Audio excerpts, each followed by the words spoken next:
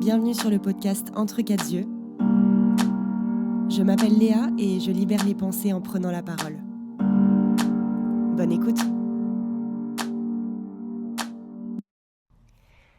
Attention warning, chaque épisode de mon podcast puise dans mes expériences de vie, vécues ou croisées, positives ou non. Elles sont devenues pour moi des véritables clés de compréhension, alors à vous de piocher ce qui vous parle.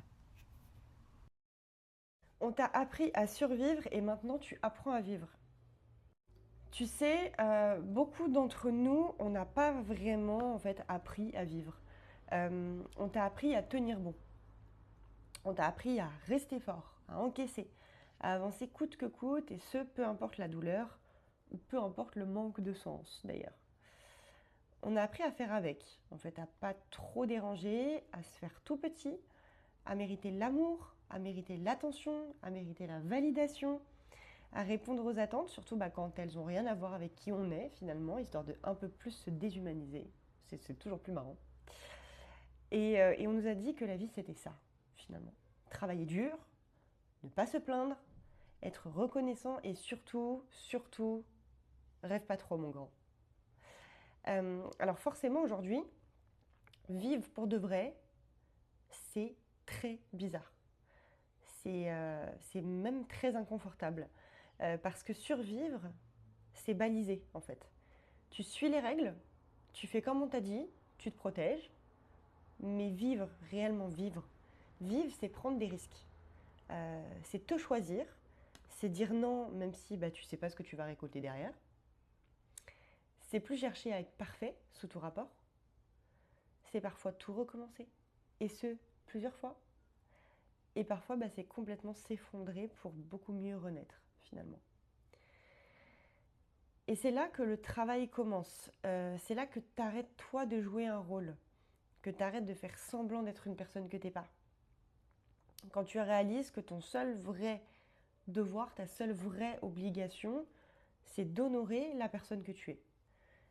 Pas celle qu'on t'a demandé d'être pour plaire à Pierre-Paul Jacques. Voilà. Pas celle que tu es devenue pour survivre.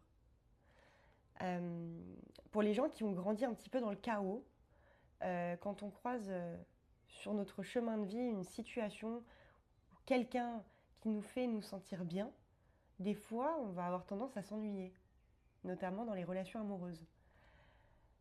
Est-ce que tu t'ennuies? J'ai une question pour toi, mais est-ce que tu t'ennuies ou est-ce que tu te sens en sécurité?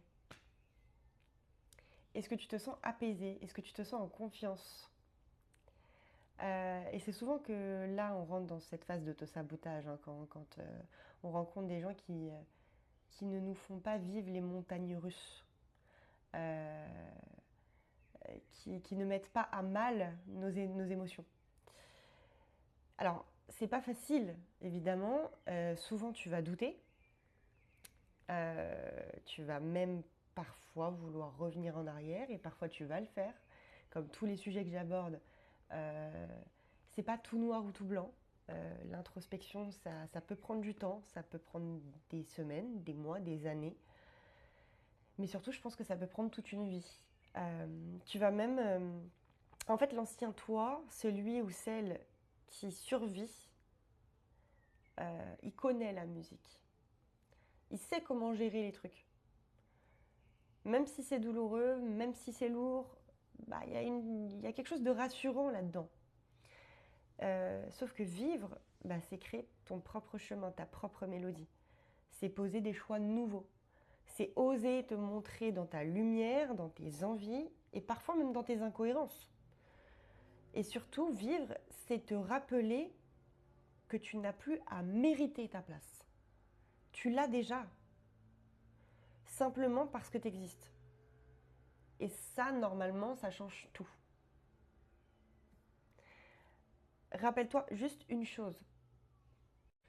Ce n'est pas parce que tu as grandi, et je le répète, dans le chaos, que ça doit durer toute ta vie.